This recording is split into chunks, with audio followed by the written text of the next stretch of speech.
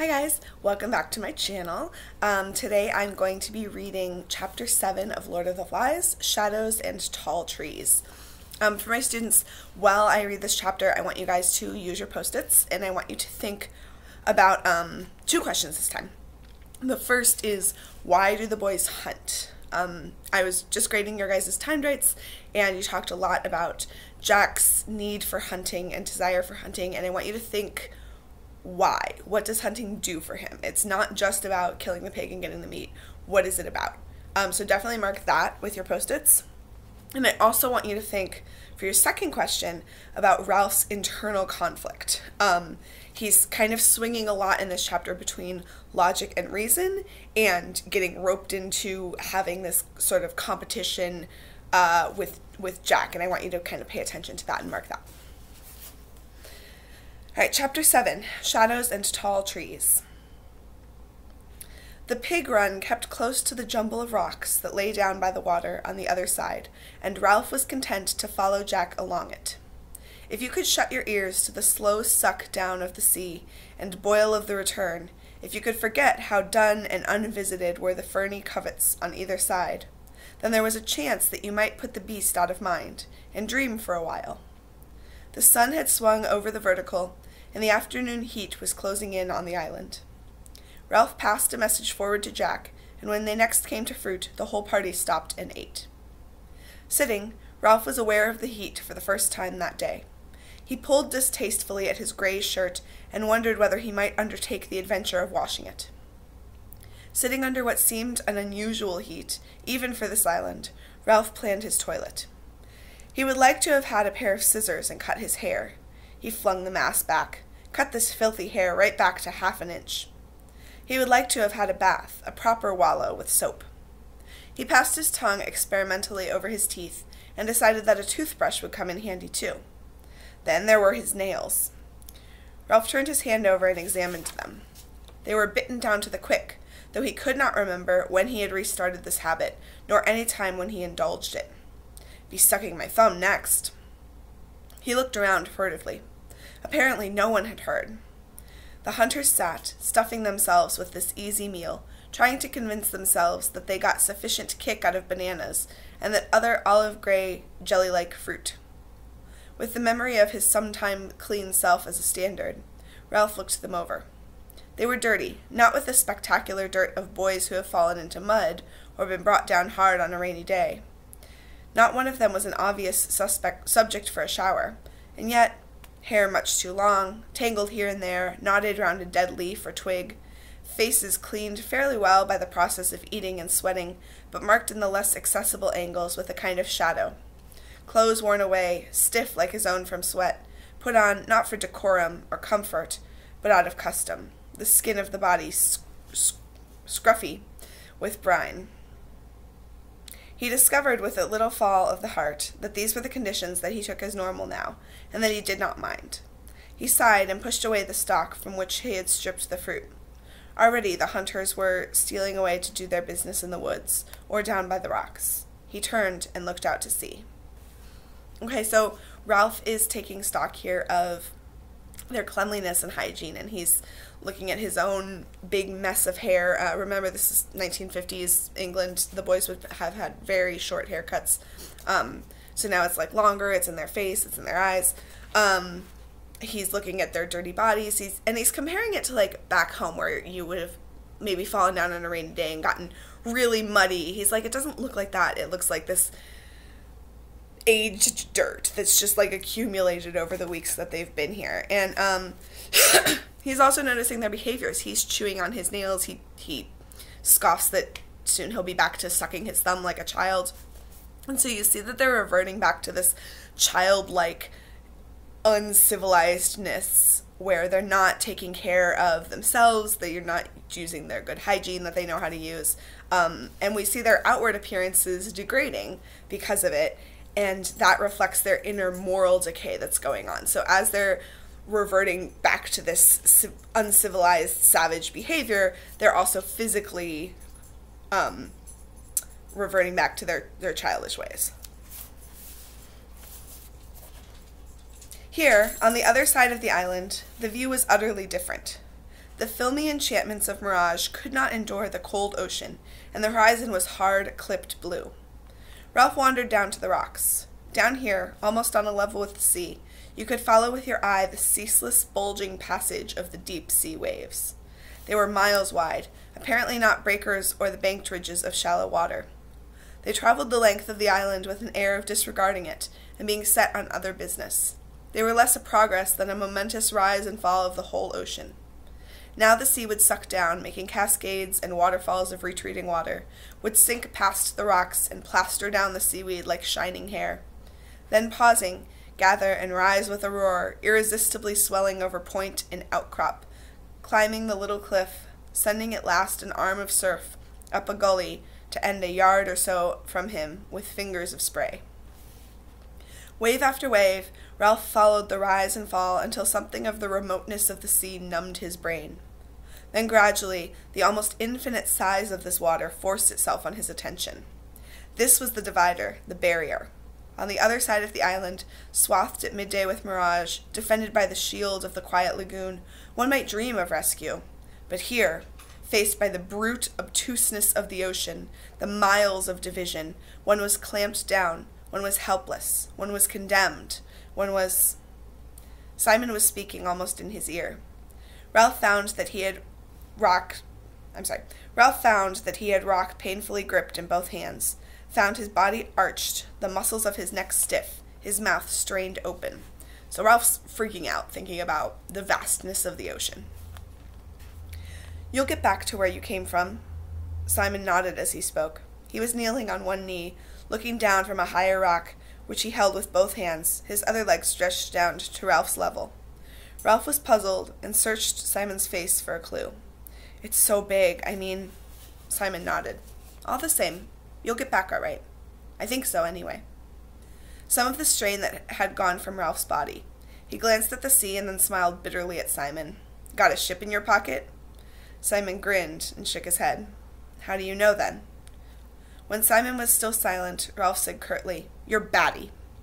Simon shook his head violently, till the coarse black hair flew backwards and forwards across his face. "No, I'm not. I just think you'll get back all right." For a moment, nothing more was said, and then they suddenly smiled at each other. Okay, so here we have a really important moment with Simon again, and he gives Ralph a sort of prophecy. The way he says it seems like he's speaking something that he feels the need to speak rather than just like giving Ralph comfort. So instead of seeing Ralph freaking out and being like, "It's okay, dude, there's always hope, we'll keep the signal fire going, there's ships all around here, I'm sure someone will see us," he's not using that kind of logical comfort that you might expect. He just repeats 3 times, "You'll get back all right," as if compelled to do so from some sort of knowledge that he has. And we've talked so many times about Simon and his wisdom, and here he has a chance to express it. And again, and this is really important, we see the response to this strange wisdom is to dismiss Simon. Ralph calls him batty and say he's crazy, he's an outsider, he's not like the rest of us.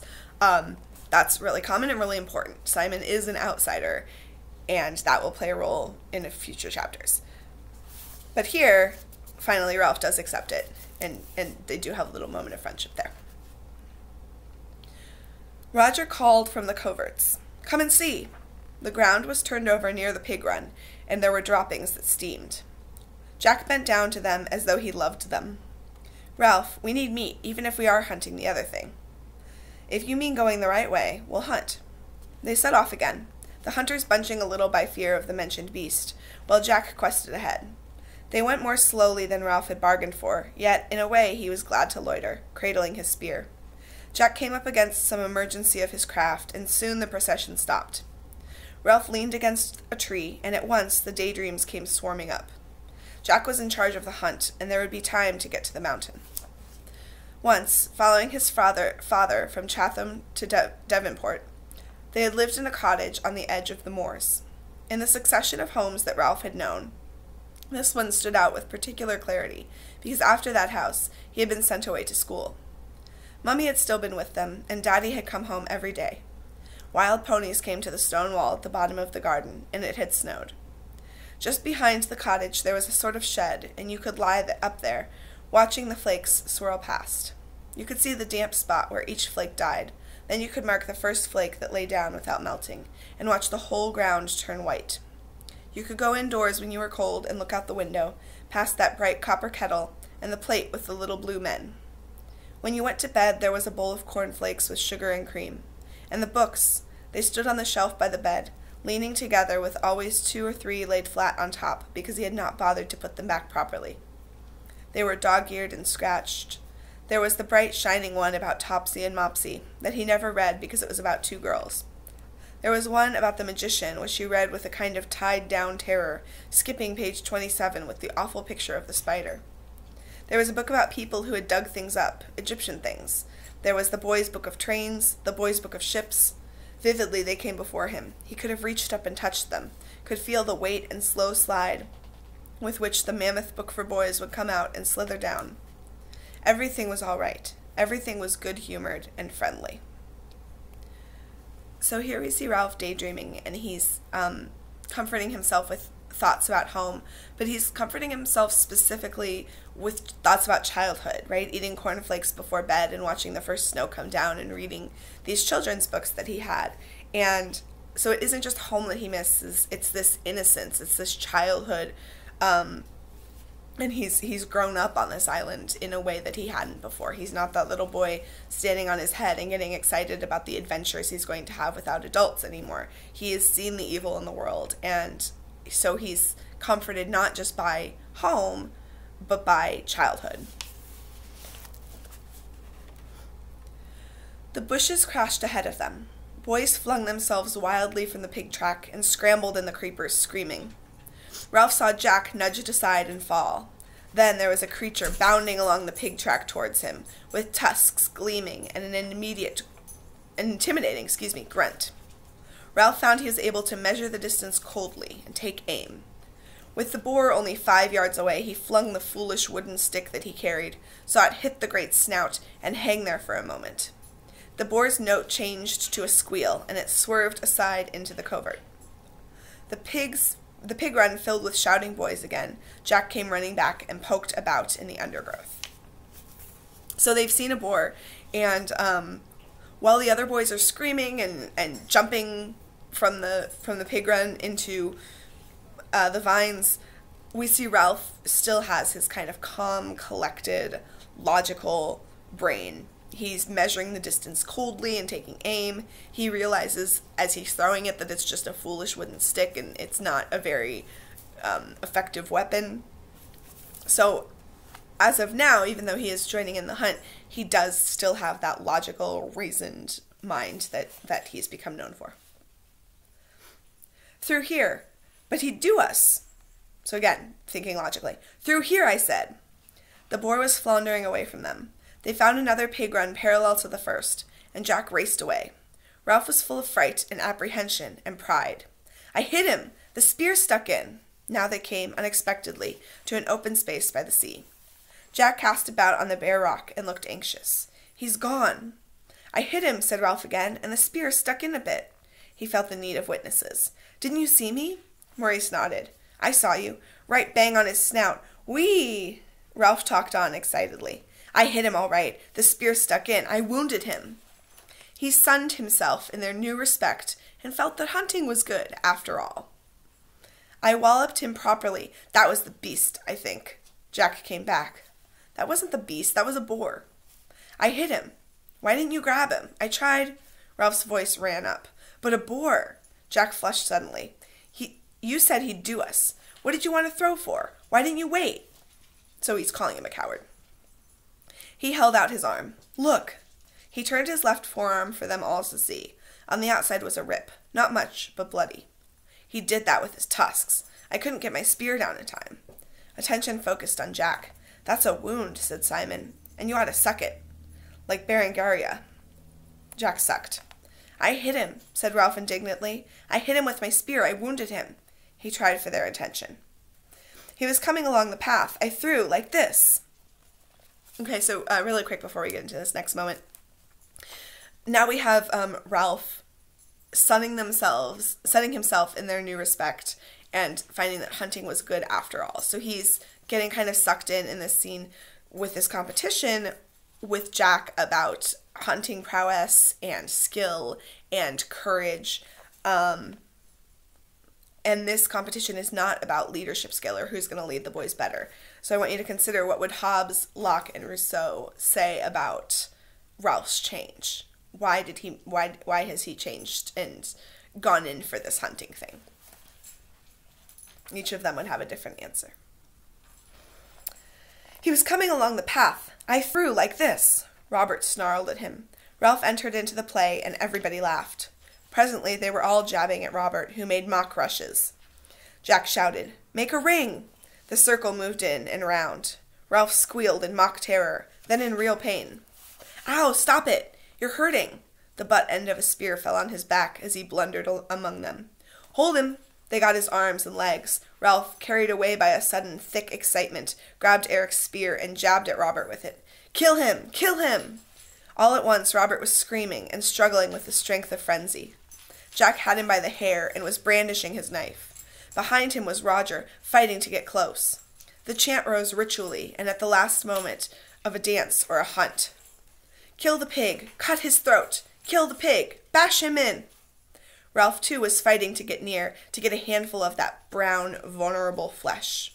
The desire to squeeze and hurt was overmastering. Jack's arm came down. The heaving circle cheered and made pig-dying noises. Then they lay quiet, panting, listening to Robert's frightened snivels. He wiped his face with a dirty arm and made an effort to retrieve his status. "Oh, my bum!" He rubbed his rump ruefully. Jack rolled over. "That was a good game." "Just a game," said Ralph uneasily. "I got jolly badly hurt at rugger once." "We ought to have a drum," said Maurice. "Then we could do it properly." Ralph looked at him. "How properly?" "I don't know. You want a fire, I think, and a drum, and you keep time to the drum." "You want a pig," said Roger, "like in a real hunt." "Or someone to pretend," said Jack. "You could get someone to dress up as a pig, and then he could act. You know, pretend to knock me over and all that." "You want a real pig," said Robert, still caressing his rump, "because you've got to kill him." "Use a little un," said Jack, and everybody laughed. Alright, so that's creepy, and this scene is really important. So you see Ralph carried away by a sudden thick excitement. You see Ralph fighting to get near, to get a handful of that brown, vulnerable flesh. And then a really important line, the desire to squeeze and hurt was overmastering. So remember we talked about when little Henry was playing right at the edge of the water and he was trying to control the little sea critters and make them go where he wanted to.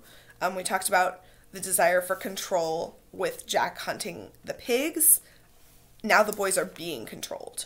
What do you think they're being controlled by? Definitely mark this passage with a post-it. Why do they hunt?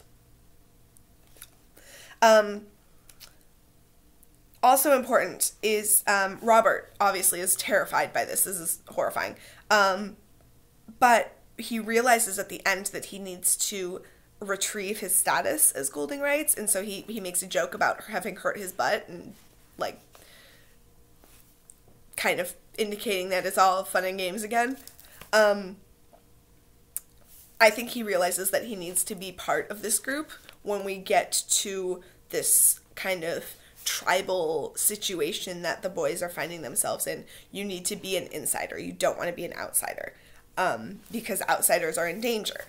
And we will see that later on in the story. But Robert realizes that he needs to find a way to show that he's just like the other boys. He's not a victim. He was in on the game. It's all okay. He needs to show that for his own safety. Finally, a couple more points. One, Ralph tries to turn this into like, it was just a game. It was just a game. It's no big deal. And he compares Robert's feeling injured to himself getting hurt playing rugby. He says, "I got jolly badly hurt at rugger once." And like, okay, sure, but this is not rugby. There are not rules. There are not referees. There are not coaches or adults like making sure everything's okay. And Ralph's trying to compare it to that, and it's not the same. It's very different and much more dangerous. And then finally at the end, We've got Jack suggesting that they recreate the scene again with a little N and kill him this time. So again, we see Jack as a dictator, using the most vulnerable, the least valuable people in his society for his own pleasure. I'm going to pause there and finish the chapter in the next video. See you then.